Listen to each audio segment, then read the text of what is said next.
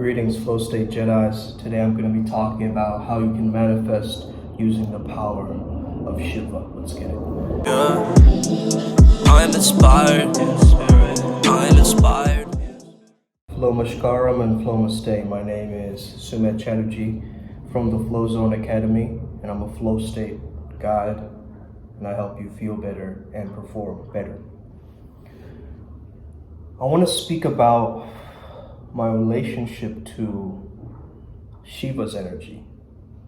Okay? You see,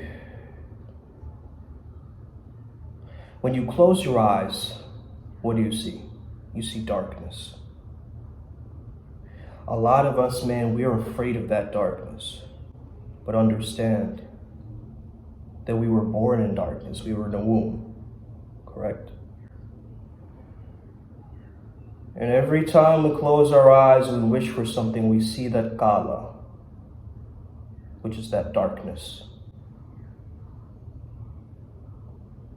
For some people, the darkness scares them. And for certain people, they understand that this is unmanifested form, this is unmanifested potential, this is possibility. The unknown can be made into anything using our imaginations, correct?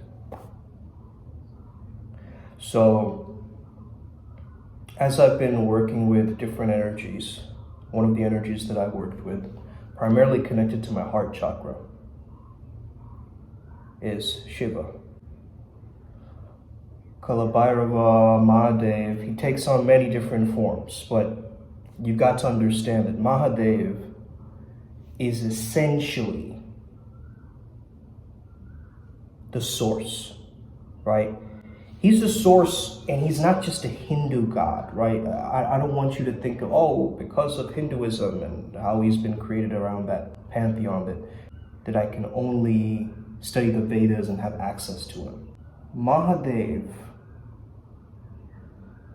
right, the great god, you could say, is associated to all of the realms, to all 12 dimensions and even more, okay? So using our speech, we create a very specific vibration. I'm going to be giving you 2 mantras to repeat for 2 different purposes, okay? Number 1, you're simply repeating his name. And this is for manifestation or attraction. The other one that I'm giving you is another different mantra. Mantra meaning mind instrument. The difference between a mantra and an affirmation is that a mantra helps you in the metaphysical realm, not just in the physical realm, right?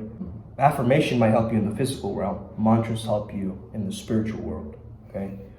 So, kind of different, right? It's not the same thing. Not like auto-suggestions or like, Neville Goddard type things. We've got to understand the source and the power of this material from the ancient knowledge that's been passed on to us.